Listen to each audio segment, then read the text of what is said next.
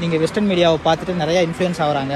Indian மீடியாவுமே வந்து western media என்ன சொல்லுதோ அதை தான் வந்து போடுறாங்களே வெளியே இங்கே ரியல் சுச்சுவேஷன் என்னென்னு தெரியறதில்ல. இங்கே ரியலாகவே நிமோனியா, ஆஸ்மா பேஷண்ட்ஸ் இப்போ அதிகமாக ஆகிறதுக்கு காரணம் என்னென்னா இந்த கிளைமேட்டு தான். இப்போ பார்த்தீங்கன்னா நான் இருக்கிற சிட்டிலேயே பார்த்தீங்கன்னா 0 டிகிரி போகுது. ஸோ இந்த கிளைமேட்டில் டிசம்பர் ஜனவரியில் இப்போன்னு இல்லை, நான் வந்து 2013 சைனாவில் இருக்கேன். எப்பயுமே டிசம்பர் ஜனவரி பிப்ரவரி மந்தில் நிமோனியா வந்து கொஞ்சம் அதிகமாக தான் இருக்கும். அதே மாதிரி இன்ஃப்ளூயன்ஸான்னு சொல்கிறது, ஃப்ளூ, இது எல்லாமே நார்மலாகவே அதிகமாகும் டியூ டு கிளைமேட் சேஞ்சஸ் தான்.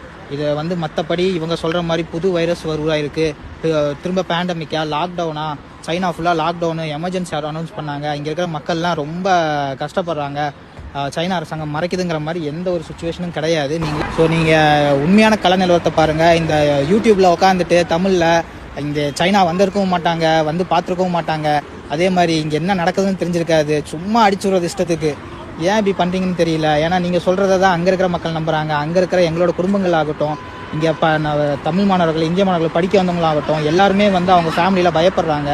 நீங்கள் அங்கே போடுற தேவையில்லாத தகவல் கொடுக்குறதும், அதே மாதிரி யூடியூப் கிடச்சிருச்சு நம்ம தான் பெரிய இது அப்படின்னு நினச்சிட்டு போடுற வீடியோஸை நம்பி அவ்வளோ எங்களோட ஃபேமிலிஸும் பயப்படுறாங்க.